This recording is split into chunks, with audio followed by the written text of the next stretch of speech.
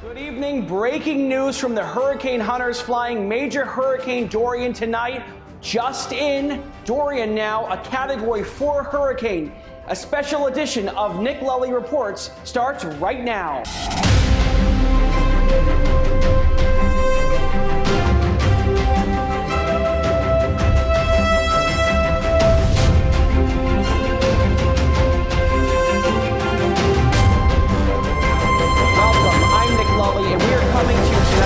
We are growing increasingly concerned that the Space Coast and the Fun Coast will experience major hurricane conditions.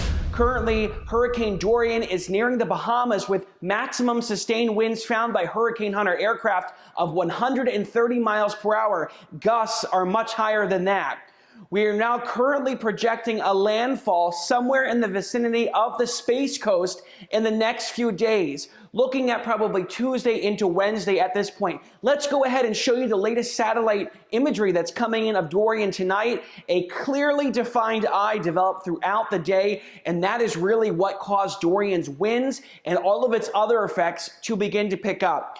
We've been hearing all across the state about the preparations that are underway, really for much of the East Coast, because of the uncertainty of exactly where Dorian is going to approach the coast and make landfall. Now, I do want to let you know that the latest run of the European model, which is highly respected, did show Dorian actually not even making landfall, but instead staying about 30 miles off the east coast of Florida and going up the entire length of the state, possibly like Hurricane Matthew in 2016.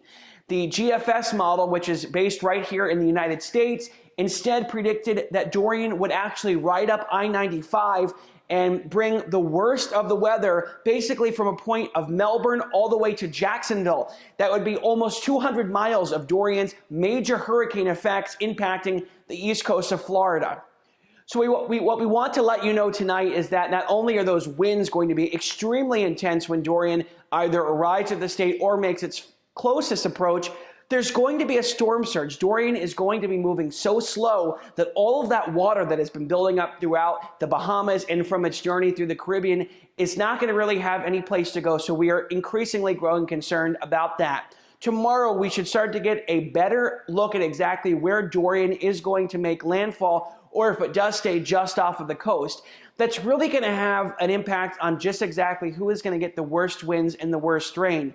And the reason why that's the case is because those worst conditions are actually found in the northeast quadrant of the hurricane. So if you are on the right side of that, that is where those worst of the effects are going to be. So we are going to keep you updated from our studios here on the Fun Coast as the conditions continue to deteriorate across the next few days. We will keep you updated with any additional information about Dorian as it appears to continue to grow unabated as it moves closer to the Sunshine State. From our studios in Daytona, I'm Nick Lulli. Nick Lulli Reports. Stay safe and be well.